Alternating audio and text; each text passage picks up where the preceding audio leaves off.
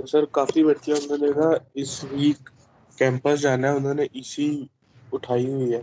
और सर काफी हमें सीएलओ भी क्लियर होने हैं, तो उनको भी सर ने असाइनमेंट्स दिए हैं, तो उन्होंने इस वीक कैंपस जाना है। सर बच्चे कह रहे थे कि थोड़ा इसका टाइम इंक्रीज कर दें, क्योंकि उनका ये वीक काफी बिजी है, उन्होंने सब ने कैंपस जाना है सीएलओ और ईसी का पेपर देने के लिए। कब है उनके पेपर्स? सर एक ट्यूसडे को पेपर है ईसी का, उसके बाद सर वेडनेसडे को है, सैटरडे को है और फ्राइडे को है सीएलओ क्लियर करने के लिए। अच्छा, तो कितने स्टूडेंट्स हैं वो लोग जो जिनके ये एक्टिविटीज़ हैं? 10 to 15 होने। 10 to 15।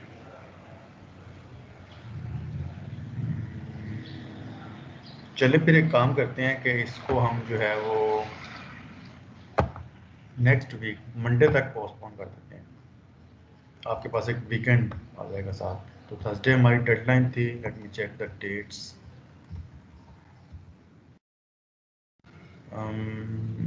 हमारी डेडलाइन जो थी वो 10th of June थी। हम इसको जो है वो शिफ्ट कर लेते हैं, जिसमें आपके पास एक वीकेंड इन्वॉल्व हो जाएगा, let's say 14th of June। ठीक है, तो आपके पास ये जो असेसमेंट्स आप दे रहे हो, फॉर एग्जांपल जिनके मिड एग्ज़ाम्स भी हैं, उनको जो है वो एग्ज़ाम्स के बाद भी टाइम मिल जाएगा सॉल्व करने का। तो ठीक है, आपकी जो असाइनमेंट की डेडलाइन होगी वो थर्सडे से मैं चेंज करके उसको मंडे कर दूंगा, 14th of June। Okay sir, शुक्रिया।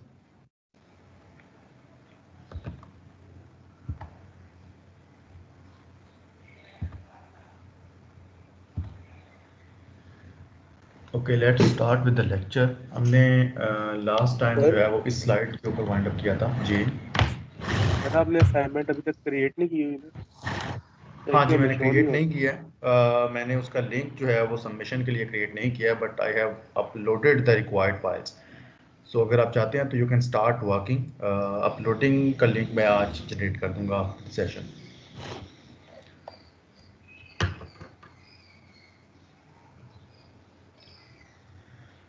लास्ट टाइम हम बात कर रहे थे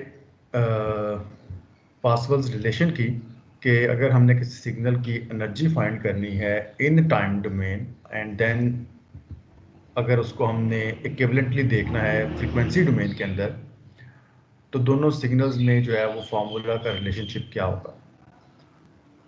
टाइम डोमेन के अंदर हमने एनर्जी को फाइंड आउट करने के लिए एक बेसिक सा फार्मूला देखा था चैप्टर नंबर 1 के अंदर, और वो फार्मूला था कि आपने सिग्नल की मैग्नीट्यूड का स्क्वायर करना है और उस स्क्वायर को आपने इंटीग्रेट कर देना है जितने भी आपके सिग्नल की लिमिट है, जितनी उसकी बाउंड्री है। और जनरली हमने इसको ले लिया था कि उसकी बाउंड्री हम अज्यूम करेंगे वो -∞ से +∞ है इन जनरल केस। और इसी का ही दूसरा एंड जो है वो, लेट्स सपोज कि अब हमारे पास सिग्नल टाइम डोमेन के अंदर अवेलेबल ही नहीं है, और सिग्नल जो अवेलेबल है वो फ्रीक्वेंसी डोमेन है।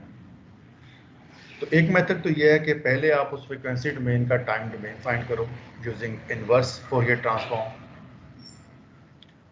और उस इनवर्स फोरियर ट्रांसफॉर्म के ऊपर आप जो है फर्स्ट वाला फार्मूला यूज कर लो। Method number 1 is this. Second method ये है कि अगर आपके पास फोरियर ट्रांसफॉर्म गिवन है, आपके पास x ऑफ t की बजाय x of j omega given है, so what you can do, आप इस सेकेंड फार्मूला को यूज कर सकते हो। दोनों ही केसेस में आपकी एनर्जी की जो वैल्यू है वो सेम आएगी। This formula is basically demanding x of t, and the second formula is demanding x of j omega, which is the frequency domain. So formula में कोई चेंजिंग नहीं है, जस्ट एक 1/2 पाई का एम्पलीट्यूड ऐड होता है, मल्टीप्लाई होता है। आपने सेम स्टेप्स फॉलो करने हैं, x ऑफ j ओमेगा की मैग्नीट्यूड का स्क्वायर करना है, उसको इंटीग्रेट करना है जितनी भी उसकी लिमिट्स डिफाइंड हैं, एंड देन उस फैक्टर को आपने 1/2 पाई से मल्टीप्लाई कर देना है। ठीक है, as per the relation of inverse Fourier transform, there is a 1/2 pi multiplication coefficient involved. So this is the relation that can be used in the time domain and the frequency domain, and both domains will give you the same results of energy. इसी formula को वो example 4.14 के अंदर जो है वो use करता है। अब इस एग्जांपल 4.14 के अंदर ही सेइंग कि आपके पास दो जो हैं वो सिग्नल्स हैं, और सिग्नल्स जो है वो उसने एक वेवफॉर्म की फॉर्म में आपको प्रोवाइड किए हुए हैं। तो सिग्नल की जो बाउंड्री है, लेट्स सपोज के this is your signal number A, दोनों डिफरेंट हैं, दो पार्ट्स हैं इस एग्जांपल के, and this is your signal number B. और सिग्नल की जो बाउंड्रीज हैं वो -1 से लेकर +1 तक है। दैट मीन्स कि आपकी जो इंटीग्रेशन की बाउंड्रीज हैं वो -1 to +1 होगी बोथ ही केसेस के अंदर, ए और बी के अंदर। What he is demanding, he is saying कि find the energy of signal. अब एनर्जी ऑफ द सिग्नल के लिए फार्मूला हमें पता है, we can just square the time domain signal, integrate the signal, and we will get the energy, and integration limits will be -1 to 1. But to apply this formula directly in time domain, we have to convert both these signal to time domain. We have to take the inverse Fourier transform, and that will add one step. What we can do, we can just use the second term, the second right hand side of the formula, this one.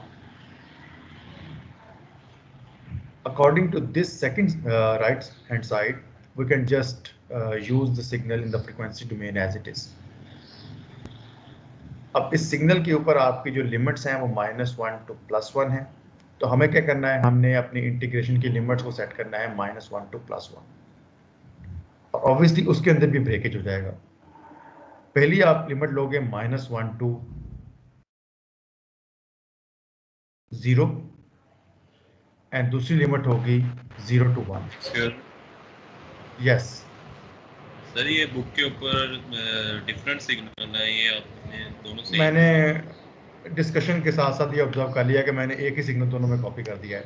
चलें, we'll go to the book again. Signals की shapes different हो सकती हैं, लेकिन हमारे tools जो हैं वो सेम ही होंगे। तो मैंने एक्चुअली मिस्टेक ये की हुई है कि मैंने एक ही सिग्नल को दोनों ही फिगर्स के अंदर कॉपी कर दिया है। That is a typo. I will correct it before uploading the assignment, sorry presentation. Thank you Faris. So हमारे पास जो है वो लिमिट्स होंगी -1 to 0 फिगर नंबर ए के लिए, और देन उस पर जो वैल्यू होगी एम्पलीट्यूड की वो -j√π होगी, ठीक है, स्क्वायर रूट ऑफ पाई होगी। और देन 0 to 1 के लिए हमारे पास जो लिमिट होगी उस पे हमारा जो एम्पलीट्यूड है यहाँ होगी हमारे पास j√π, और देन यहाँ पे होगी हमारे पास +j√π। तो इन एम्पलीट्यूड को you will put in this equation for two different limits of the integration and just integrate them. There is no variable involve, constants जो है वो बाहर आ जाएंगे, जस्ट आपको कांस्टेंट की इंटीग्रेशन करनी है, and that will add one independent variable. Put the limits and solve the question, and then divide overall answer by 2π as per the availability in the formula।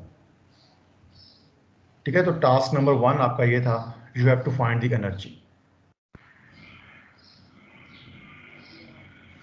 अब इस फॉर्मूला को use करते हुए क्या आप लोग एनर्जी फाइंड कर सकते हो? इतने आप कॉन्फिडेंट हो कि अगर मैं इस तरह का सिग्नल आपको किसी असेसमेंट के अंदर दे रहा हूं एंड आई एम आस्किंग कि फाइंड द एनर्जी, और मैं ये बाउंड नहीं करता कि आपको टाइम डोमेन में फाइंड करनी है या आपको फ्रीक्वेंसी डोमेन में फाइंड करनी है, तो क्या आप इन सिग्नल्स में जो है वो लिमिट्स को यूज करके can you find the energy?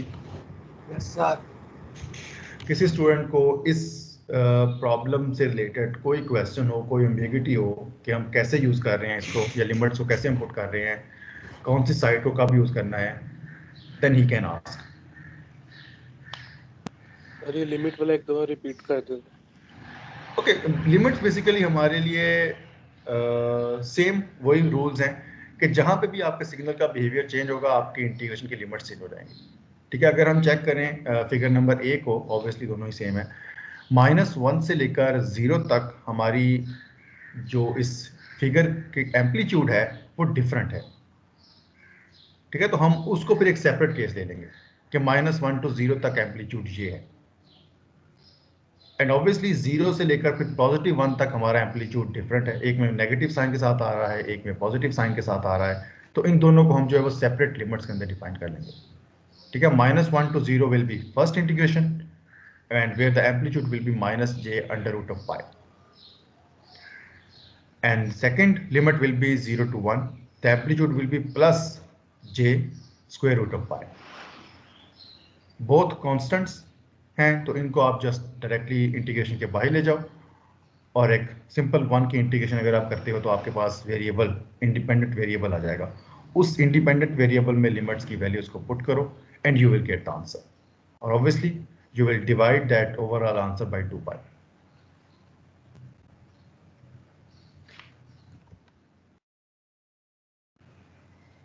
Clear हुआ? Yes sir. Okay, अब इसकी जगह पे ना हम सेकंड फिगर में मैं यहाँ पे ड्रॉ कर देता हूँ ताकि हम जो है उसके साथ भी लिमिट्स को चेक कर लें।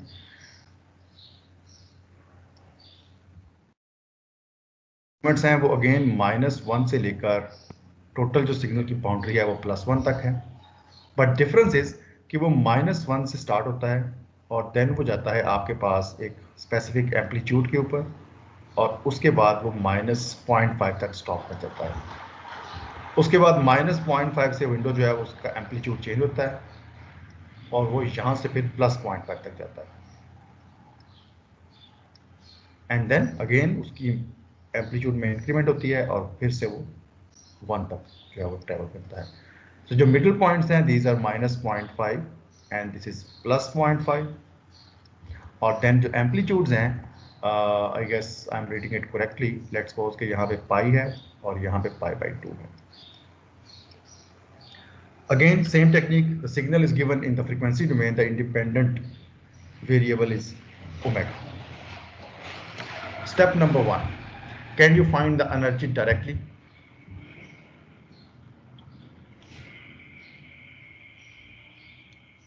Without taking the inverse of this signal into time domain?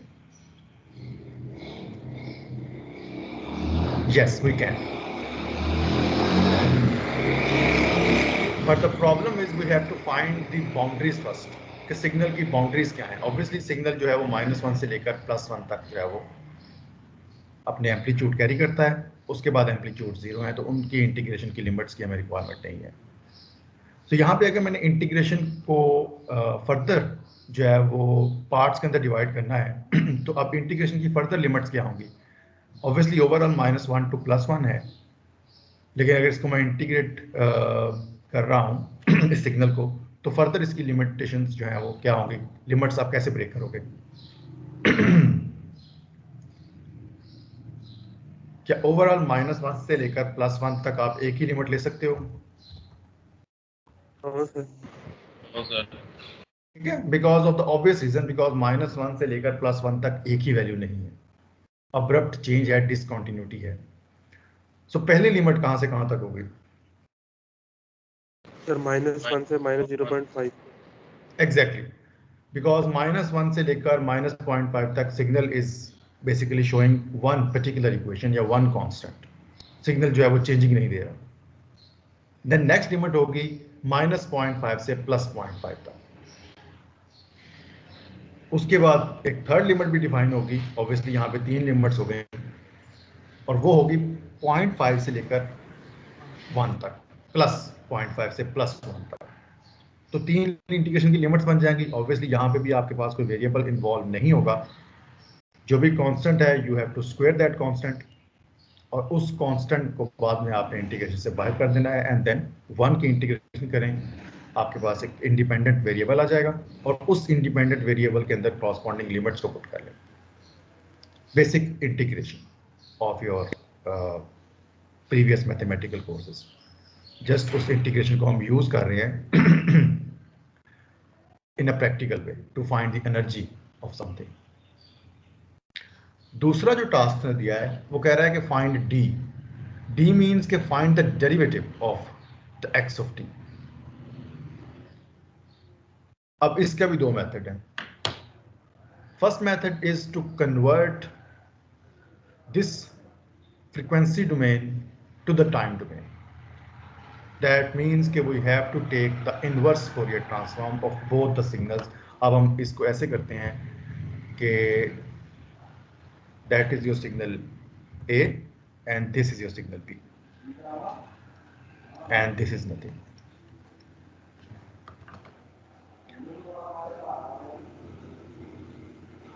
So दूसरा मेथड ये हो सकता है कि हम डेरिवेटिव की प्रॉपर्टी यूज कर सकते हैं. We know कि हमारे पास x सिग्नल का ट्रांसफॉर्म गिवन है x ऑफ j ओमेगा की फॉर्म के अंदर.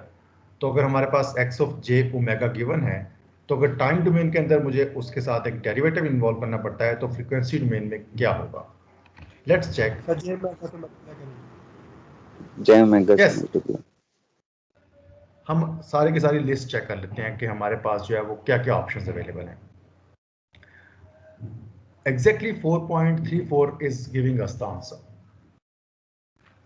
अगर हमारे पास x of t का x of j omega given है तो अगर आपने टाइम डोमेन के अंदर डेरिवेटिव इन्वॉल्व कर दिया है, दैट मींस कि दूसरी साइड के ऊपर आपके पास जस्ट j ओमेगा मल्टीप्लाई होगा. That's it. तो ऑटोमेटिकली आपको उधर दूसरी साइड के ऊपर डेरिवेटिव मिल जाएगा. Let's go back to the slide. तो अब फर्स्ट मेथड जो था वो एक स्टेप एक्स्ट्रा है कि हम पहले इन्वर्स करेंगे देन डेरिवेटिव लेंगे. दूसरा मेथड सिंपल है, आपको जस्ट j ओमेगा से मल्टीप्लाई करना है. अब उस दूसरे मेथड के अंदर अगर हम उस प्रॉपर्टी को दोबारा से एनालाइज करें then we can say that the signal d is equals to d over dt or we are taking the derivative of signal x of t. और दूसरी साइड के ऊपर अगर इसका हम ट्रांसफॉर्म ले रहे हैं और उसको हम जो है वो लेट्स सपोज f से डिफाइन करते हैं, फोरियर ट्रांसफॉर्म ले रहे हैं, तो उस फोरियर ट्रांसफॉर्म में एक तो सिग्नल x का x ऑफ j ओमेगा बन जाएगा इन फ्रीक्वेंसी डोमेन और दूसरा काम ये होगा डेरिवेटिव इन्वॉल्व है तो x ऑफ j ओमेगा के साथ j ओमेगा सिग्नल जो है वो मल्टीप्लाई हो जाएगा.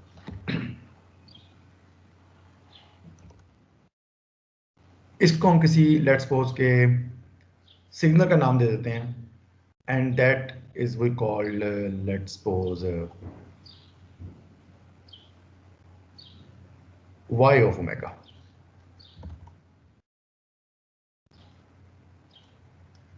ठीक है, एक signal x of j omega था. अगर हम x ऑफ j ओमेगा को j ओमेगा से मल्टीप्लाई करें ऑब्वियसली एक कुछ न्यू सिग्नल डिफाइन होगा, उसको हमने y ऑफ j ओमेगा का नाम दे दिया है और इस साइड के ऊपर वो क्या बन जाएगा y of t. So y of t is equals to derivative of x of t and दूसरी साइड के ऊपर y of j omega is basically the multiplication of j omega with x of j omega. Clear?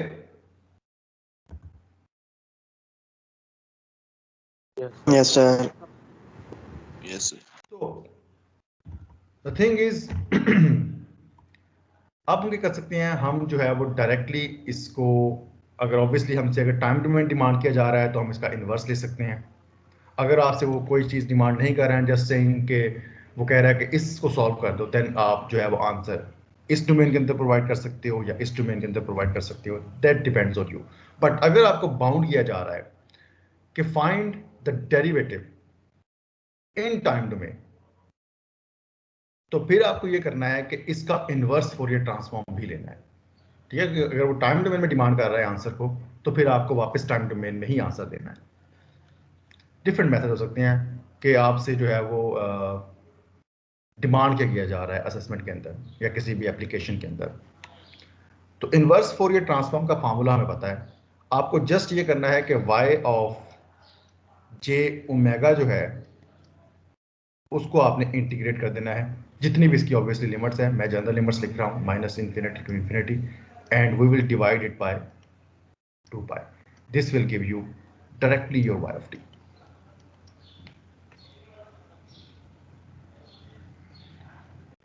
Obviously x of j omega के अंदर just constants हैं और वो constants आपके omega frequency के साथ मल्टीप्लाई होंगे. j is also a constant. Omega की आपने इंटीग्रेशन करनी है with respect to omega and that will give you omega square by 2. Just put the limits and you will get the answer for both figures A and B.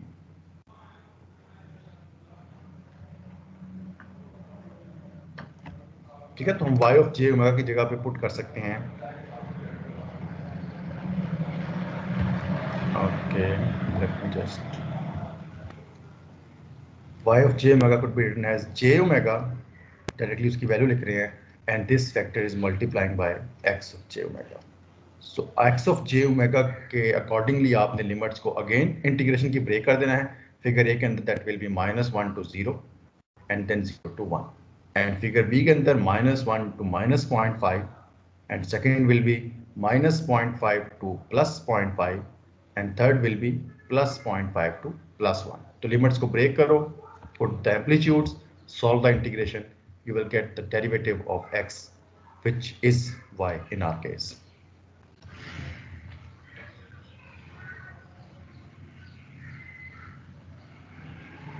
इस तरह का question अगर मैं आपको एग्जाम में देता हूँ, can you do that without any problem, with confidence? Yes sir. चलें, गुड. तो इस तरह के प्रॉब्लम्स जो हैं वो सर ये excuse me sir. Yes sir ये यहाँ पे लिखा हुआ है derivative at t is equal to 0, इसका तो कोई नहीं मसला? नहीं, बेसिकली आप जब ऑब्वियसली आप टाइम डोमेन के अंदर जाओगे आपको y of t मिल जाएगा, and y of t is the derivative of x of t. अगर आपसे वो किसी स्पेसिफिक t की वैल्यू डिमांड कर रहा है तो t की जगह पे जो y of t आपने सिग्नल डिफाइन किया हुआ है उस पे t को 0 कर दो. पॉइंट समझ आया? Yes sir. First of all you will do the math, जो भी अभी हमने कर लिया. अब अगर आपसे वो डेरिवेटिव किसी एक स्पेसिफिक पॉइंट के ऊपर डिमांड कर रहा है कि derivative of this signal at t is equal to this value, then find the y of t. Obviously y of t का मतलब है डेरिवेटिव फाइंड हो गया है. उस डेरिवेटिव वाली वैल्यू के अंदर आपने y of t में जो इक्वेशन बनेगी उसमें t की वैल्यू को 0 पुट कर देना है. और ऑब्वियसली t को वो 0 भी कह सकता है, t को वो 1 भी कह सकता है, वो डिफरेंट वैल्यूज दे सकता है. और आपको जो है वो आप इसको अंडरस्टैंड करना है कि ये वैल्यूज कैसे जो है वो आप यूज कर सकते हो और कैसे आप पर्टिकुलर आंसर तक जो है वो ट्रेवल कर सकते हो.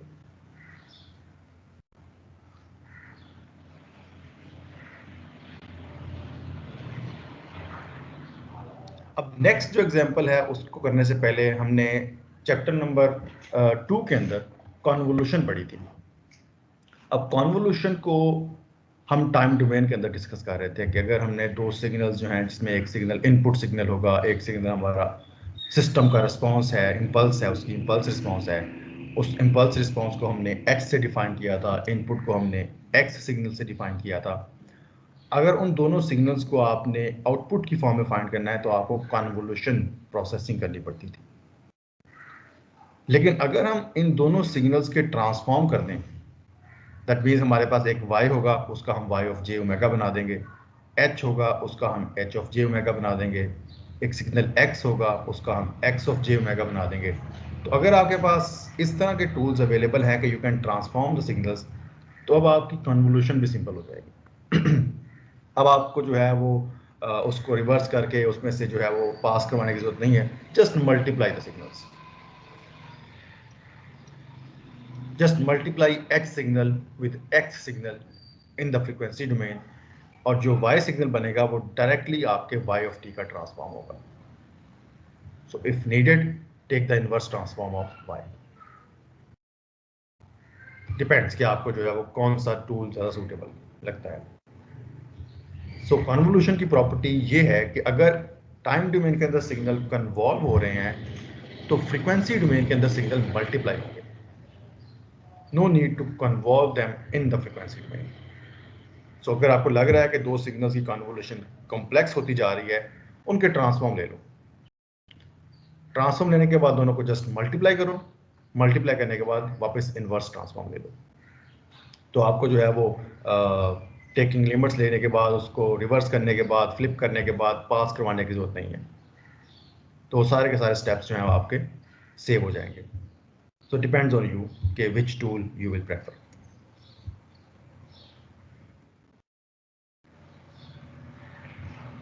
This is a signal impulse response of a system. और impulse response of a system ये है कि आपकी जो इम्पल्स है वो शिफ्टेड है। तो जो भी उसको आप इम्पल्स दोगे, जो भी सिग्नल उसको दोगे, वो कुछ टाइम के लिए शिफ्ट हो जाएगा। और शिफ्टिंग की वैल्यू क्या है, वो टी नॉट है।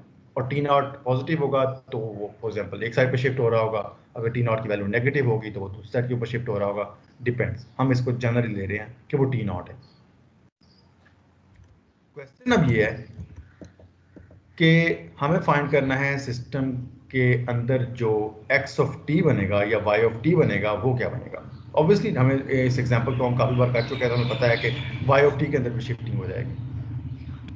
But let's do this with transform method. First of all, अगर एच ऑफ टी गिवन है और हमने ट्रांसफॉर्म वाले मेथड से चेक करना है, तो हमें एच ऑफ टी का ट्रांसफॉर्म करना पड़ेगा। तो एच ऑफ टी को ट्रांसफॉर्म करने के लिए you can use the formula, लेकिन अगर आपकी थोड़ी बहुत प्रैक्टिस है इस चीज़ के ऊपर तो आप इसको डायरेक्टली भी लिख सकते हो, बिकॉज इसको हम जो है वो काफ़ी टाइम से कर रहे हैं इम्पल्स को। H of j omega is equals to limits are minus infinity to plus infinity. Your signal h of t, I am just writing the value of h of t. H of t is equals to impulse t minus t naught, then the exponential term of your formula j omega t dot dt. इसका answer क्या होगा?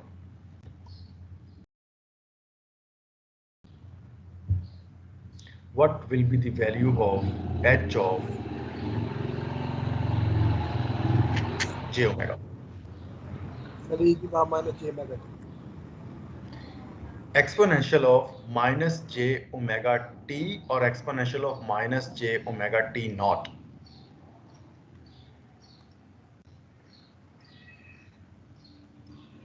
It will be t t not naught. Sir, क्योंकि हमारे पास impulse की हर value imagine पे depend है। This answer will be exponential of minus j omega t naught because impulse जो है वो t naught के ऊपर डिफाइंड है। ठीक है, impulse के अंदर शिफ्टिंग हुई हुई है, तो जहां पे भी शिफ्टिंग हुई हुई है सारी की सारी वैल्यूज वही बन जाएंगी। t will be replaced by t naught. So आप डायरेक्टली भी कर सकते हो, आप इसको यूजिंग इंटीग्रेशन सॉल्व करके भी कर सकते हो जिस तरह हम करते आ रहे हैं। सो अगर आपके पास सर ये कहीं प्रॉपर्टी impulse, लगा है शिफ्टिंग की। यस, ये आपने जो है वो impulse की सैम्पलिंग प्रॉपर्टी यूज की है। कैसे? इम्पल्स जो है वो जस्ट टी नॉट के ऊपर डिफाइंड है। इसका मतलब टी नॉट के प्रीवियसली और टी नॉट के जो है वो फ्रंट साइड के ऊपर सारी इम्पल्स जीरो है, उसकी एम्पलीट्यूड जीरो है। तो अगर उसका एम्पलीट्यूड जीरो है, एक्सपोनेंशियल ऑटोमेटिकली जीरो हो जाएगा, multiplying with zero. Impulse T not के ऊपर डिफाइंड थी, तो हम जो इसकी शिफ्टिंग प्रॉपर्टी यूज करेंगे, तो इसका मतलब है एक्सपोनेंशियल की जो वैल्यू है वो भी टी नॉट के ऊपर चली जाएगी। ठीक है, तो टी नॉट के पहले या बाद में सारी वैल्यू जीरो है, बिकॉज इम्पल्स जीरो है और इम्पल्स मल्टीप्लाई हो रही है। सिमिलरली अब इंटीग्रेशन का कोई कॉन्सेप्ट नहीं बचता, बिकॉज इंटीग्रेशन जो थी वो एक समेशन पॉइंट ऑफ व्यू से हमें डेटा देती है कि इस लिमिट से लेकर इस लिमिट तक सम करना है, लेकिन वो अब लिमिट्स ही नहीं है। What is lower limit? No. What is upper limit? None. There is one value t naught, और टी नॉट डायरेक्टली आपकी इंटीग्रेशन को कैंसिल कर देगा। अब इसकी इंटीग्रेशन की रिक्वायरमेंट ही नहीं है। ठीक है, integration means you are summing something. Summing means you are summing from limit number 1 to limit number 2, but there is no limit if you are using impulse. Impulse means you are defining your data at particular one point. ठीक है, तो वो one point means you are not integrating anything. You are not adding, you are not doing addition of anything. So जो आपका h of j omega define होगा, that is directly the one point of the impulse.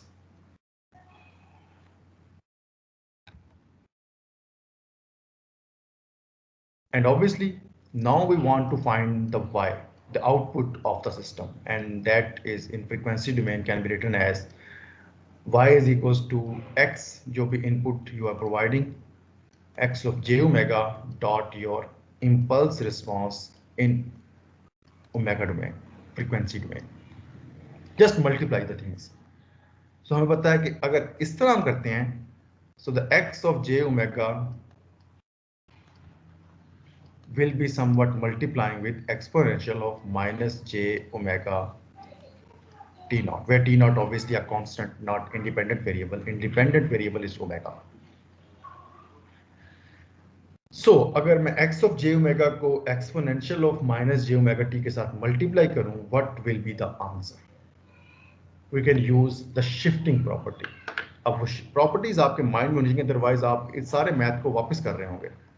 Let's go back there. Where can we find the shifting property? 4.3.6 is your shifting property.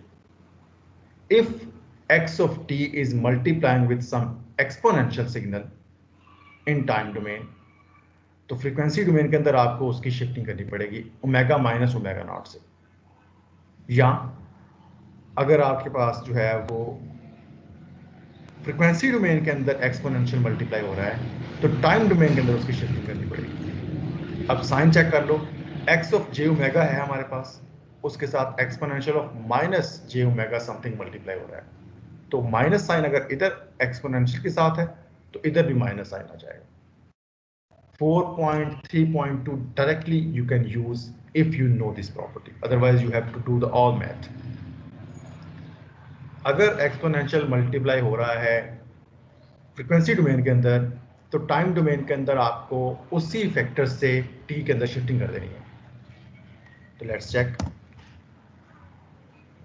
Exponential जो है वो multiply हो रहा है with x, सो आपको just ये करना है कि आपको जब y ऑफ t फाइंड कर रहे होंगे, obviously we are in time domain signal, we need to find time domain signals because the answer should be time domain after the convolution. So y of t will be x of t, जो कि इसका inverse हो जाएगा, और exponential multiply हो रहा है तो उसी एक्सपोनेंशियल की वैल्यू से आपकी शिफ्टिंग हो जाएगी. ये पॉइंट क्लियर हुआ? Yes sir.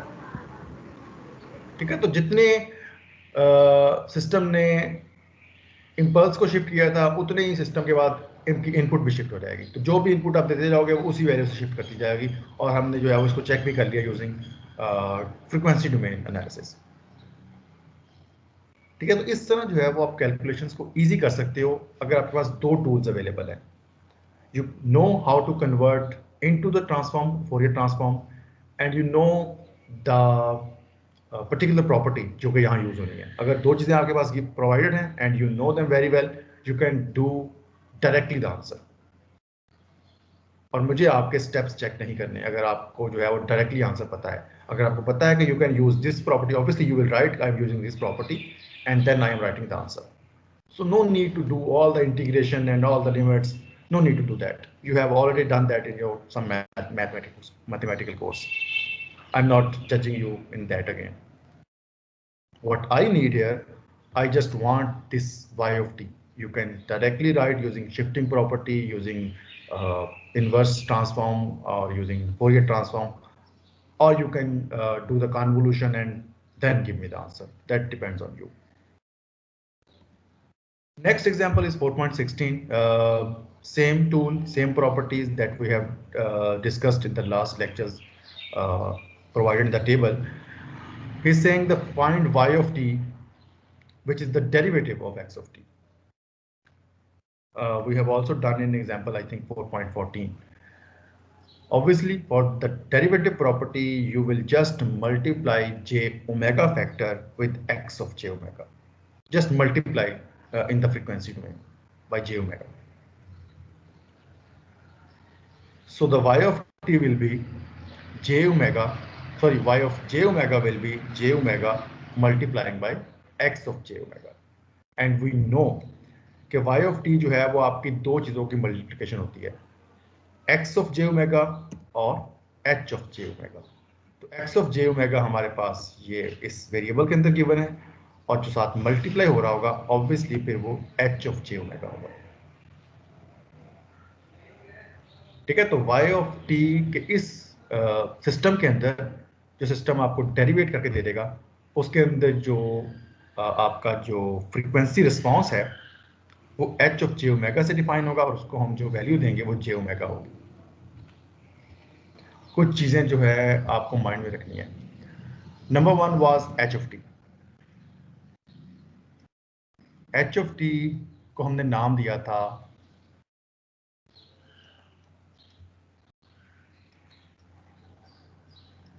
इंपल्स रिस्पॉन्स का।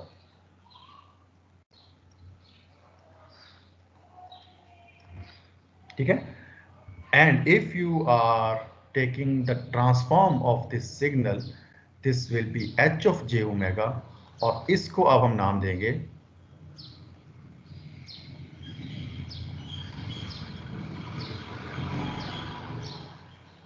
फ्रीक्वेंसी रिस्पॉन्स का। ठीक है, तो अगर आप कहीं जगह पे फ्रीक्वेंसी रिस्पॉन्स लिखा हुआ नजर आ रहा है, दैट मीन्स एच का ट्रांसफॉर्म हो चुका है। और अगर आप कहीं इंपल्स रिस्पॉन्स नजर आ रहा है तो हम फिर टाइम डोमेन के अंदर हैं और आपके पास जो सिग्नल है वो एच ऑफ टी होगा। तो ये जो है वो डिफरेंट टर्म्स यूज होती हैं to define the impulse response and to define the frequency response. अगर आप सिस्टम के प्रोसेस को फ्रीक्वेंसी के अंदर फाइंड कर रहे हो तो उसको हम बोलते हैं फ्रीक्वेंसी रिस्पॉन्स। अगर आप उसको टाइम के अंदर फाइंड कर रहे हो देन आप उसको नेम देते हो impulse response. H of T is impulse response and H of j omega is your frequency response. Time domain के अंदर सिग्नल्स जो हैं वो कन्वॉल्व हो रहे होंगे, और अगर हम उनको फ्रीक्वेंसी के अंदर शिफ्ट कर दें तो सिग्नल्स जो हैं वो मल्टीप्लाई हो रहे होंगे, एंड वाइस वर्सा। ऑब्वियसली अगर फ्रीक्वेंसी डोमेन के अंदर सिग्नल्स कन्वॉल्व हो रहे हैं तो टाइम डोमेन के अंदर वो मल्टीप्लाई हो रहे होंगे। ठीक है, तो अगर एक साइड पे कोई कन्वोल्यूशन है, अल्टीमेटली दूसरी साइड के ऊपर मल्टीप्लिकेशन होगी, and you can change the sides. Next is the integration example. Same technique, you can use the property of the integration, and the property shows के अगर कहीं पे इंटीग्रेशन इन्वॉल्व है और आपको x of t की या x of tau की इंटीग्रेशन करनी है तो उसके लिए you can use the property. Let's go back to the properties. Integration की प्रॉपर्टी जो है वो 4.3.4 दिस वन। ठीक है, तो x of j ओमेगा के साथ first thing will be 1 over j omega divide हो जाएगा, sorry 1 over j omega multiply हो जाएगा। डेरिवेटिव के केस में वो मल्टीप्लाई हुआ था, यहाँ वो डिवाइड हो गया है। लेकिन यहाँ एक चीज और होगी कि हमें उसकी कोई इनिशियल वैल्यू भी लेनी है कि x of 0 क्या था। ठीक है, तो लाइक आपका जो कैपेसिटर होगा वो इनिशियली क्या चार्ज था, जिस तरह हम कैपेसिटर के डिफरेंट वैल्यूज फाइंड करते हैं तो we need the initial conditions. यहाँ पे वो इनिशियल कंडीशंस भी चाहिए कि माइनस से पहले डेटा क्या था या 0 से पहले डेटा क्या था। सर यस, सर ये जो हमारी स्लाइड है, जो हमारा प्रीवियस लेक्चर हुआ था उसमें ना आपने स्लाइड में इंटीग्रेशन में प्रॉपर्टी में -1 over j ओमेगा लगाया था शायद। किस नहीं यू आर मिस्टेकिंग, वो प्रॉपर्टी डिफरेंट थी। Thank you for asking. Okay मुझे समझ आ गई क्वेश्चन। वापस जाते हैं उन्हीं प्रॉपर्टीज के ऊपर। यहाँ चेक करें इंटीग्रेशन किस जगह पे इन्वॉल्व हुई है। इंटीग्रेशन इन्वॉल्व हुई है टाइम डोमेन के अंदर, और आपको चेक करना है दूसरे एंड के ऊपर क्या हुआ। Go back to your question. यहां इंटीग्रेशन इन्वॉल्व हुई है फ्रीक्वेंसी डोमेन के अंदर। ठीक है, तो this is the integration in second domain. तो हमने चेक करना है कि उसका जो इफेक्ट है वो टाइम डोमेन के अंदर क्या होगा। ये उल्टा था, यहां -jt बना है क्योंकि हम डेरिवेटिव ले रहे हैं दूसरी साइड के ऊपर, और जो प्रॉपर्टीज का टेबल है वो आपकी टाइम डोमेन वाली प्रॉपर्टीज का टेबल है। यहाँ जो 3 मैंने डिफरेंट टर्म्स लिखी हुई हैं ये आपकी फ्रीक्वेंसी के अंदर जो है वो चेंजिंग हो रही है। फ्रीक्वेंसी के अंदर डेरिवेटिव हो रहा है, फ्रीक्वेंसी के अंदर इंटीग्रेशन हो रही है, फ्रीक्वेंसी के अंदर शिफ्टिंग हो रही है।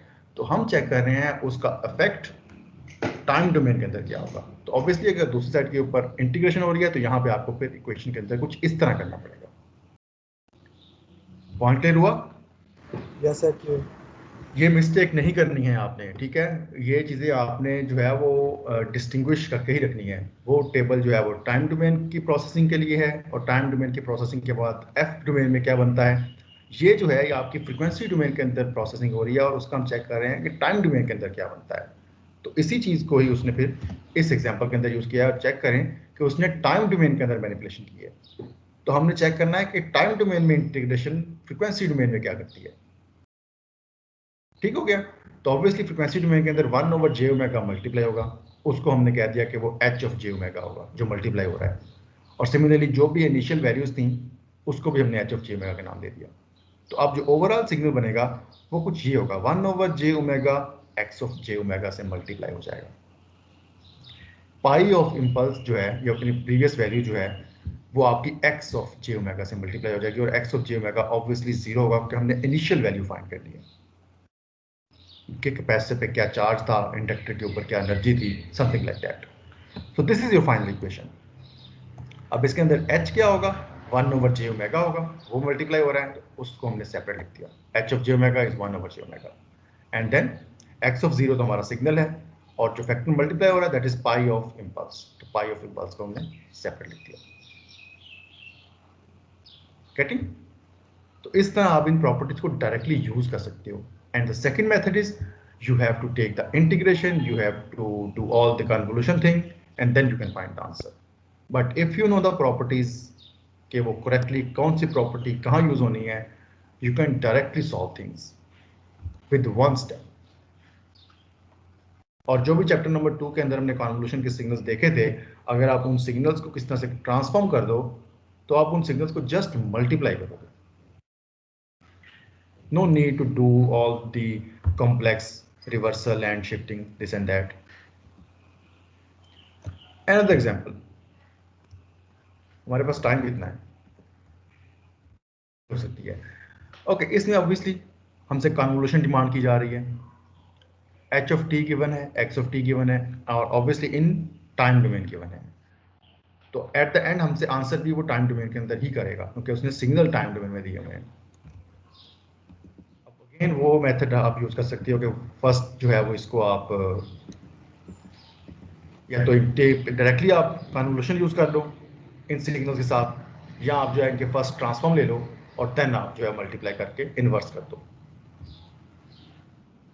तो हम जो है वो ट्रांसफॉर्म ही पढ़ रहे हैं इसलिए हम ट्रांसफॉर्म वाले मेथड से ही करेंगे, but you can choose your own method. H of T को हमने नाम दिया था इम्पल्स रिस्पॉन्स का, इसका जो फ्रिक्वेंसी रिस्पॉन्स बनेगा उसको हम नाम देंगे H of j omega.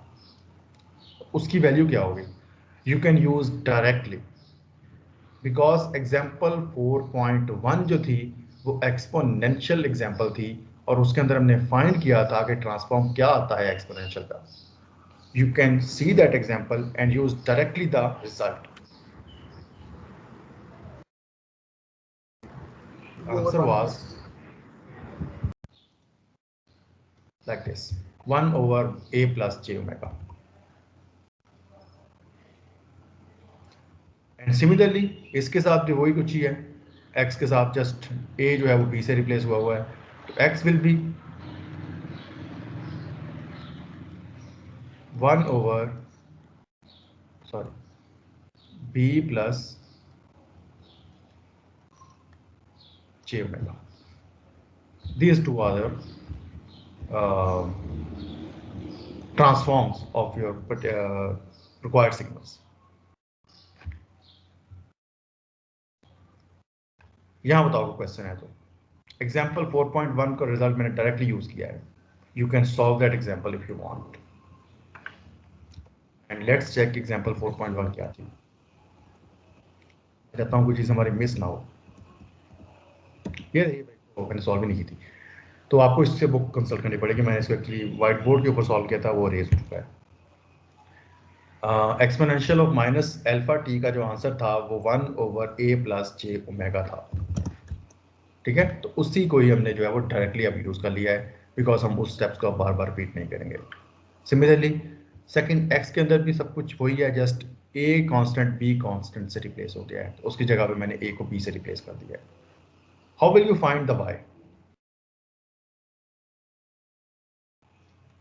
Sir multiply कर देंगे, जस्ट मल्टीप्लाई कर देंगे 1/a plus j omega into 1/b plus j omega and convolution has been done.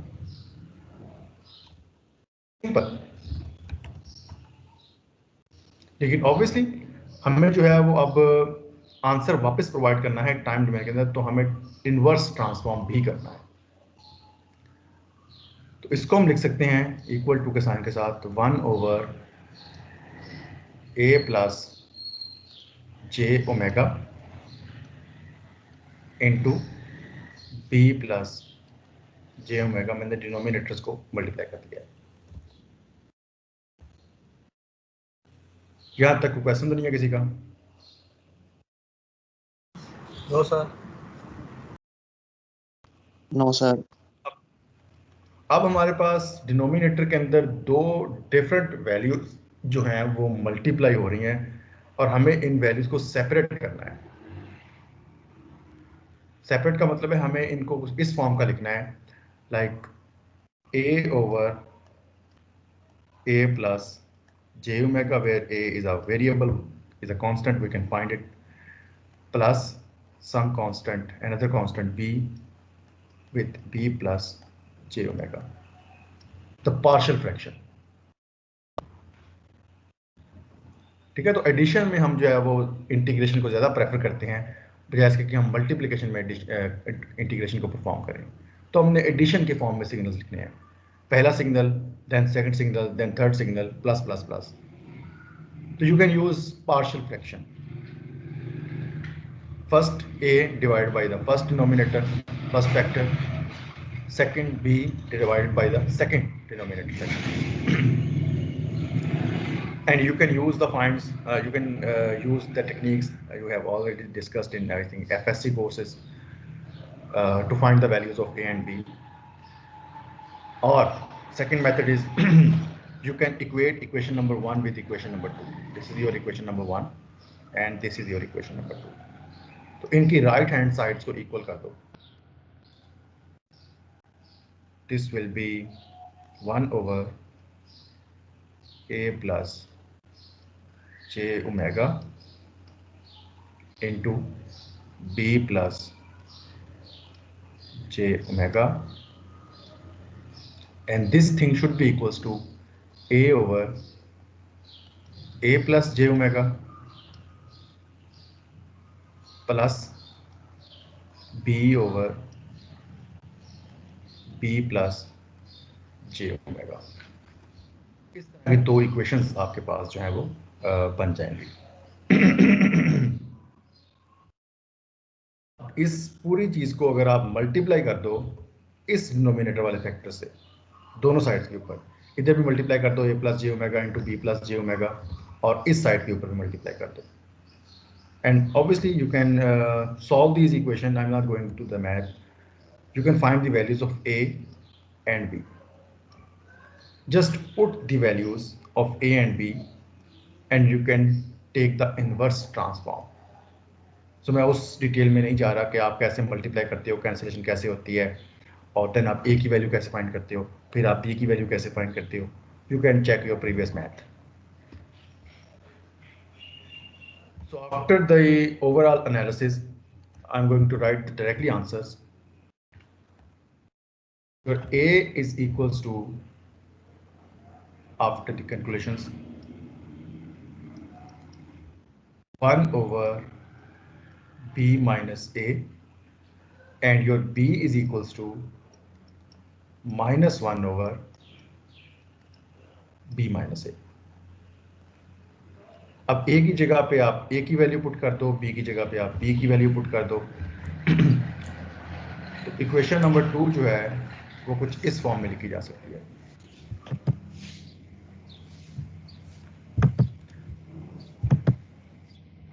a की वैल्यू में भी 1 over b over a है, b is also equals to 1 over b over a, तो मैं 1 over b over a वैसे ही common ले लेता हूँ, 1 over b over a into first variable a plus j omega, someone's mic is on, please turn that off, minus sign of b, 1 over b plus j omega. इस तरह से you can find the things.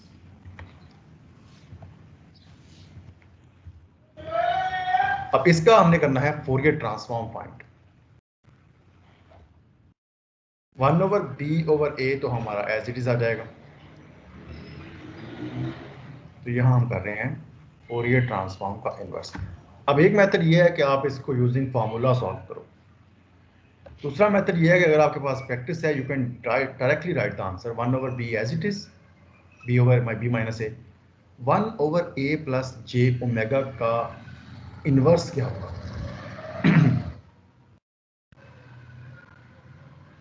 Sir e की power -80 exponential of -80 -80 into you of T obviously. तो ये अगर इसका transform अगर ये बनाता तो इसका इन्वर्स फिर यही बनेगा, तो इसको हम डायरेक्टली लिखेंगे एक्सपोनेंशियल ऑफ -80 और सेकेंड का बनेगा फिर माइनस एक्सपोनेंशियल ऑफ -bt और दोनों के साथ u ऑफ t मल्टीप्लाई होगा। This is your answer in the time frame. तो अब यहाँ पे आपको किन किन चीज़ों की जो है वो प्रैक्टिस रिक्वायर्ड है।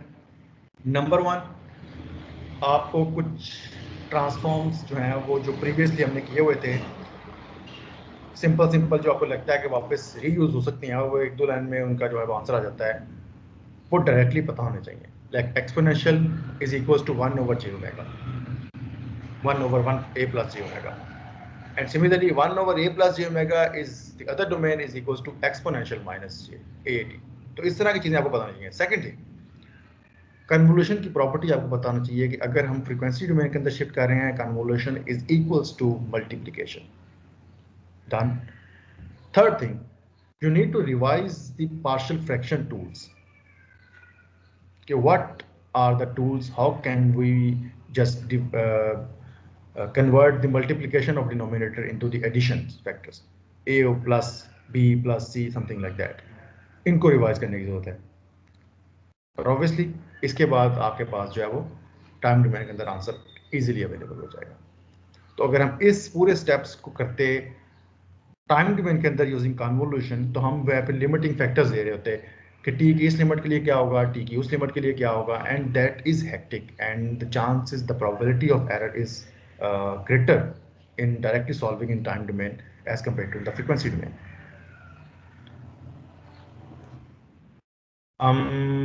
Same, x of t is given, h of t is given. आपको x of j omega find कर लिया आपने, y of j omega find कर लिया, but there is a trick. हमारे पास टाइम है, लेट मी चेक। ओके, इसको सॉल्व करने से पहले ना आपको कुछ चीज़ों का आइडिया होना चाहिए, और पॉसिबली ये जो चीज़ों का आइडिया मैं बता रहा हूँ आपको, ये आपके नेक्स्ट किसी भी कोर्स के साथ स्टार्ट होने हैं। Do you know about what is filter? Filters क्या होते हैं सिग्नल्स के अंदर? कभी नाम सुना है? Low pass filter, high pass filter सुना क्या आपने? किए होंगे सबके टूल में, याद आया। Yes sir, yes sir. What is low pass filter? Sir lower frequency को पास करने देता है, हाई फ्रीक्वेंसी को सर जो है ना कैच कर लेता है, वो जाने नहीं देता। अगर हम इसको इसको हम जो है नेक्स्ट टाइम स्टार्ट करेंगे। मुझे जस्ट आपको एक इंट्रो देना है कि लो पास फिल्टर जो है वो कुछ इस तरह का दिखता है। ऐसे ही होता है, एक लो पास फिल्टर का रिस्पॉन्स एक स्पेसिफिक फ्रीक्वेंसी पे वो स्टॉप कर देगा, उसके बाद वाले सिग्नल्स पास नहीं करेंगे। इसको हम एफ नॉट का नाम देते हैं, and this is your some f domain, frequency domain. और ये आइडियल फिल्टर है ऑब्वियसली। F1 से पहले वाली सारी फ्रीक्वेंसीज जो हैं वो पास हो रही हैं DC से लेकर, और F0 के बाद सारी फ्रीक्वेंसीज ये सप्रेस कर रहा है, ये ब्लॉक कर रहा है, ये अटेन्यूएट कर रहा है। एक और चीज़ जो हमने लास्ट लेक्चर्स के अंदर डिफाइन की थी, ऑब्वियसली ये एक रेक्टेंगुलर फंक्शन है। रेक्टेंगुलर फंक्शन मीन इसकी एक स्पेसिफिक बाउंड्री है और एक रेक्टेंगल डिफाइन हो गई है। इसका दूसरे एंड के ऊपर वर्जन क्या होगा फ्रीक्वेंसी के अंदर? सिंक होगा। एग्जैक्टली, सिंक फंक्शन होगा। तो हम जो है वो नेक्स्ट लेक्चर में, जब भी हमारा लेक्चर होता है, हम इसको एनालाइज करेंगे कि आइडियल फिल्टर डिफाइन क्यों नहीं हो सकता सिग्नल सिस्टम की पॉइंट ऑफ व्यू से। ऑब्वियसली आपको बेटर पता होगा कि आपने ये चीज़ें पढ़ ली हैं, और आप जो है वो फिर हम डिस्कस करेंगे इस चीज़ों को। बट प्रोवाइडेड अगर आप मेरे साथ जो है वो डिस्कशन पॉइंट ऑफ व्यू से बात करोगे, अदरवाइज वन वे कम्युनिकेशन हो जाएगी और मैं फिर जो है वो डायरेक्टली गो थ्रू करता जाऊँगा। तो फिर यहाँ वाइंड अप करते हैं। 4.20 से हम जो है वो स्टार्ट करेंगे नेक्स्ट टाइम, और इसको मैं कर रहा हूँ close.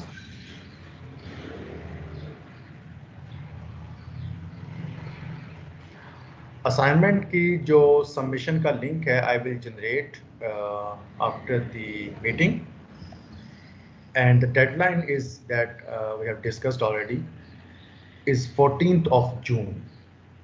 14th of June timing will be same जो कि हमने प्रीवियसली डिफाइन की हुई थी 10th of June को, थर्सडे को. तो time will be same but the date will be 14th of June. Okay, sir.